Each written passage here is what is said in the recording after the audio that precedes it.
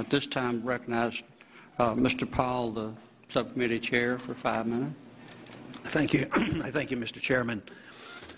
You know, we hear that in the future we're going to have a better economy, and everybody hopes so. But it's hard to believe. It's hard for me to believe anyway, because I look back on our past 3 years, and what Congress has done and what the Fed has done. We've literally injected about $5.3 trillion. And I don't think we got very much for it. The national debt went up $5.1 trillion. Real GDP grew less than 1%. So I don't think we've gotten a whole lot. Unemployment really hasn't recovered. We still have 7 million people that have become unemployed.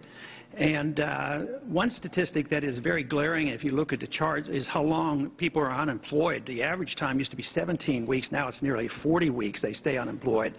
So nothing there reassures me. And also, when we talk about prices, we're always reassured there's not all that much inflation, and we're told that they might start calculating inflation differently with a new CPI. Of course, we changed our CPI a few years back.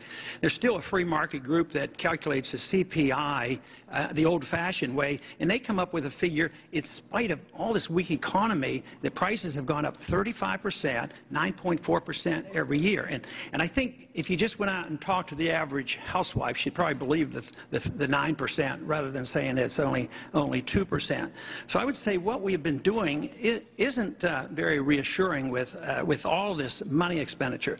But my question is related to the overall policy. Spending all this money hasn't helped, and yet many allies that would endorse so much of what's been going on, whether it's the Fed or the Congress, they recognize that consumer spending is very, very important, and they concentrate on that. But the $5.1 trillion didn't go to the consumers. It went to buying bad assets. It went to bailing out banks. It went to bailing out big companies. And lo and behold, the consumer didn't end up getting this. They lost their job, and they lost their houses and mortgages, and they're still in trouble. But my question is, if you took that $5.1 trillion and said that consumer spending is good, you could have given every single person in this country $17,000.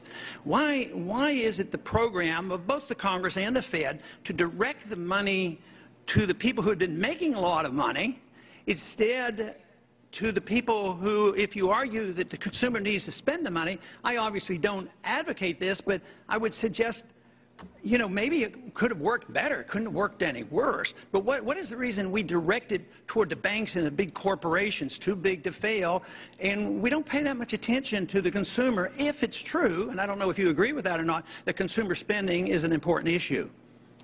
Well, it is an important issue, Congressman, but you're mistaken in saying that the Federal Reserve has spent any money. You say $5 trillion. We have lent money. We have purchased securities. That's not buying, that's not dissipating, you know, the money. We've gotten all the money back. As an article over the weekend by Alan Sloan showed, in fact, the Fed has been a major profit center for the U.S. government. We've turned over profits in the last 2 years of $125 billion. So we are not costing any money in terms of budget deficits or anything like that. In terms of what we were trying to do, of course, the reason the Federal Reserve was founded a century ago was to try to address the problems arising from financial panics, which did, by the way, occur in an unregulated environment in the 19th century. We provided liquidity and short-term loans to help financial systems stabilize. We did that not because we particularly care about the managers or the shareholders of financial firms. I hate to interrupt, but my time is about up. But I would like to suggest that you say it's not spending money. Well, it's money out of thin air. You put it into the market and you hold assets, and the assets aren't, you know, they are diminishing in value when you buy up bad assets. But very quickly, if you could answer another question, because I'm curious about this. You know, the price of gold today is $1,580. The dollar during these last 3 years was devalued almost 50%. When you wake up in the morning, do you care about the price of gold? Well, I pay attention to the price of gold, but I think it reflects a lot of things. It reflects global uncertainties. I think the reason people hold gold is as a protection against what we call tail risk, really, really bad outcomes. And to the extent that the last few years have made people more worried about potential of a major crisis, then they have gold as a protection. Do you think gold is money? No. It's not money. Even if it had been money for 6,000 years, somebody reversed that and eliminated that economic law. Well, it's an asset. I mean, it's the same. Would you say Treasury bills are money? I don't think they're money either, but they're a financial asset. Why do central banks hold it? Well, it's a form of reserves. Why don't they hold diamonds? Well, it's tradition, long-term tradition. Some people still think it's money. I yield back. My time is up. Thank you.